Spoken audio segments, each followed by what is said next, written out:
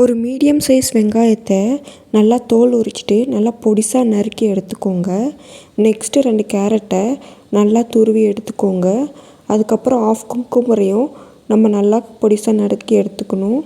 Next ஒரு கடாயை நல்லா சூடானதுக்கப்புறம் லைட்டாக எண்ணெய் ஊற்றி எண்ணெய் சூடானதுக்கப்புறம் நம்ம வீட்டில் செஞ்ச மிளகாத்தூள்லே வந்துட்டு லைட்டாக போட்டு உங்கள் காரத்துக்கு ஏற்ற மாதிரி போட்டுக்கோங்க.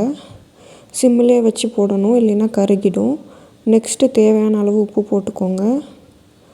லைட்டாக வந்து எல்லாம் மிக்ஸ் ஆனதுக்கப்புறம் பொரியை வந்து இதில் கொட்டிக்கோங்க. உங்களுக்கு தேவையான அளவு பொரி போட்டுட்டு நல்லா வந்து மிக்ஸ் பண்ணுங்கள்.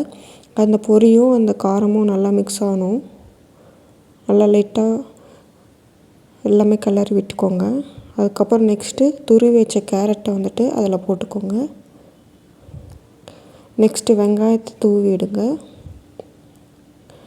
அதுக்கப்புறம் வந்துட்டு நம்ம குக்கும்பரும் வந்து இதில் வந்து போட்டு மிக்ஸ் பண்ண போகிறோம்.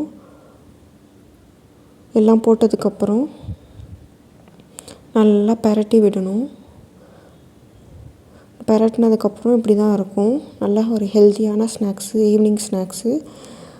இது வந்துட்டு பொரி மசாலான்னு சொல்லுவாங்க எங்கள் ஊரில். உங்கள் ஊரில் என்ன சொல்லுவாங்கன்னு சொல்லிட்டு கமெண்டில் சொல்லுங்கள். பாய்.